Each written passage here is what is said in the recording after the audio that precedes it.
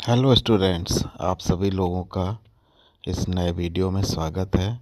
इस वीडियो में CTET exam के लिए एक इम्पॉर्टेंट टॉपिक पर बात की गई है जो हेरिडिटी और इन्वायरमेंट पर है।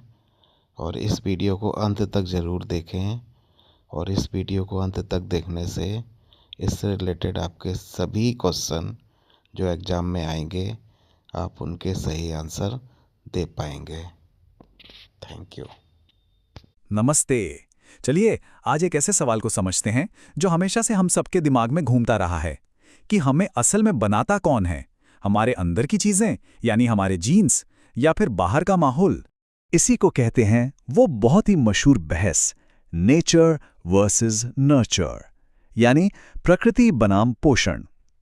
क्या हम वो हैं जो हमें विरासत में मिला है या फिर हम वो हैं जो हमारे आसपास की दुनिया ने हमें बनाया है?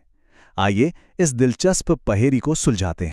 तो इस पहेली को सुलझाने के लिए सबसे पहले बात करते हैं आनुवंशिकता की, यानी कि हमारे बुनियाद की, वो जगह जहां से हमारी कहानी की शुरुआत होती है।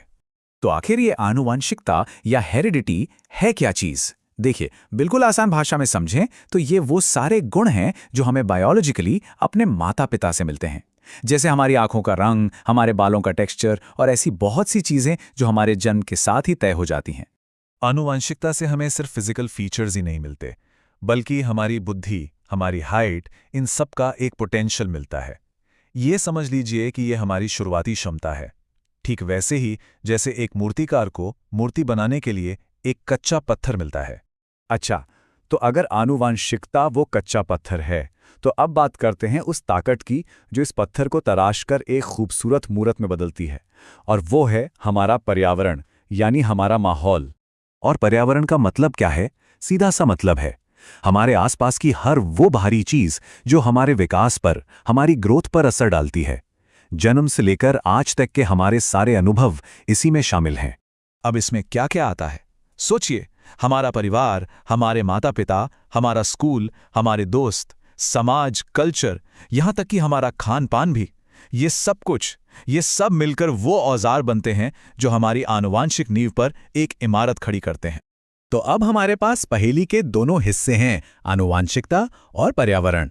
अब असली मजा तो ये देखने में है कि ये दोनों असल में एक दूसरे के साथ मिलकर काम कैसे करते हैं।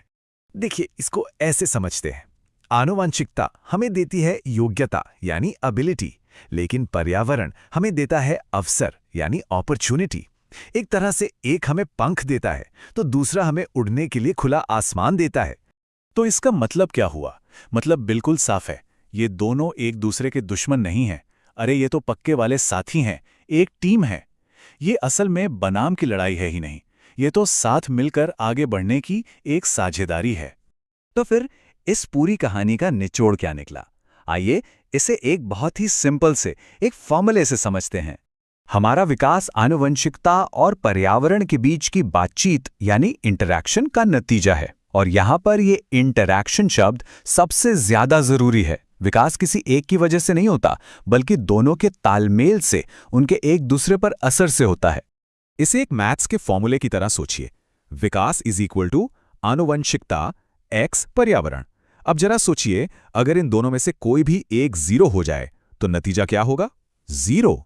मतलब दुनिया का सबसे बेहतरीन बीज भी ले लीजिए, उसे भी उगने के लिए अच्छी मिट्टी, धूप और पानी तो चाहिए ही चाहिए। तो यहां से याद रखने वाली मुख्य बातें क्या हैं? पहली, आनुवंशिकता हमें क्षमता देती है। दूसरी, पर्यावरण हमें उस क्षमता को हकीकत में बदलने का अवसर देता है। तीसरी, विकास इन दोनों के गुणा का नतीजा है। और चौथी, ये दोनों एक दूसरे के पूरक हैं, साथी हैं। तो अब एक सवाल ये उठता है कि अगर आनुवंशिकता हमारी जिंदगी का एक ब्लूप्रिंट है, तो हम अपने और अपने आसपास के लोगों के लिए उस माहौल के बेहतर आर्किटेक्ट कैसे बन सकते हैं जिससे उस ब्लूप्रिंट की सबसे शानदार इमारत तैयार हो सके? ये विश्लेषण प्रस्तुत किया गया था इजी लर्निंग एजुकेशन द्वारा, जो बीएड, सीटीईटी और टीईटी परीक्षा की तैयारी के लिए एक अग्रणी मंच है। सीखते रहें,